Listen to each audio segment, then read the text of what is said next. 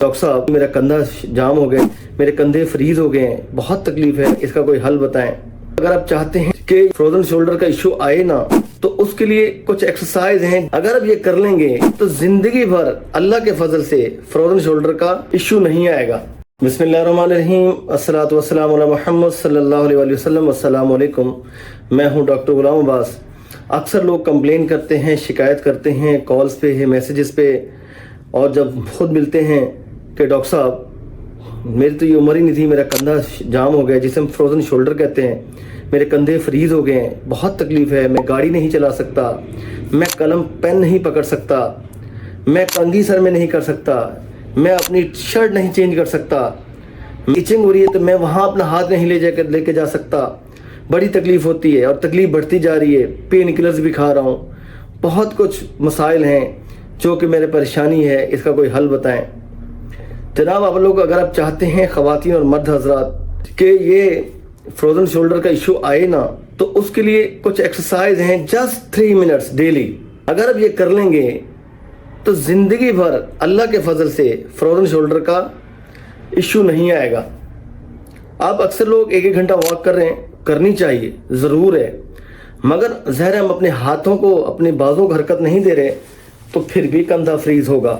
آپ ٹانگیں حرکت کر رہی ہیں تو اس کے لیے 2-3 ایکسرسائز ہیں، پھر میں ساتھ کچھ ٹریٹمنٹ بتا دیتا ہوں، مگر ایکسرسائز جو ڈیلی کرے گا، تھوڑا سا بھی آپ کو فیل ہو رہا ہے پین تو شروع کر دیں، اس وقت کا انتظار نہ کریں کہ آپ کو اسٹیرائڈ کی انجیکشن لگیں، اور تب بھی یہ کندھا آتا ہی نہیں اوپر، بڑے بڑے لوگوں کو دیکھا میں نے۔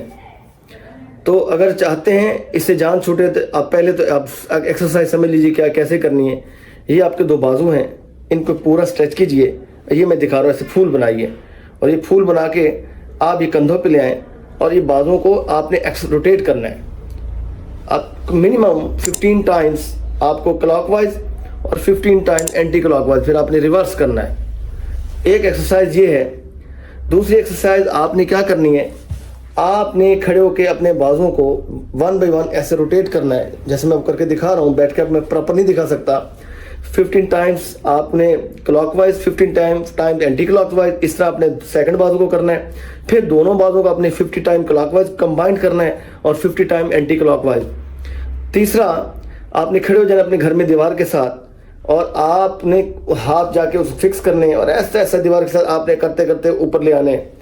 یہ آپ نے ایکسرسائز کرنی ہے ڈیلی بیسس پہ، تو کندھے کبھی فریز نہیں ہوں گے۔ اگر ہونے لگ گئے تو سٹارٹ کریں، کیونکہ انفلیمیشن کی وجہ سے یہ پرابلمز آتے ہیں۔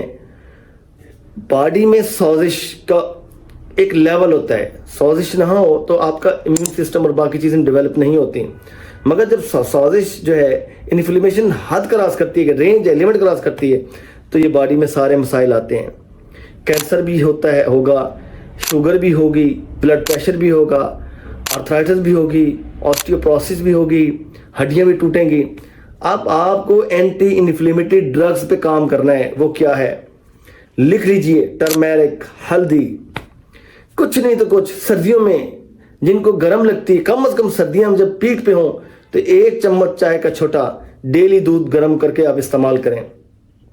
دار چینی، لونگ، سونف، چھوٹی الائچی اور یہ ہلدی، اس کا پاؤڈر بنوا لیجئے، پیس لیجئے، 1 چمچ روزانہ آپ استعمال کریں۔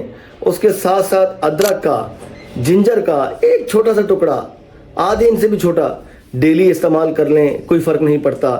یہ ایسی اینٹی انفلیمیٹری ڈرگز ہیں، ان کا آلٹرنیٹ نہیں ہے ورلڈ میں۔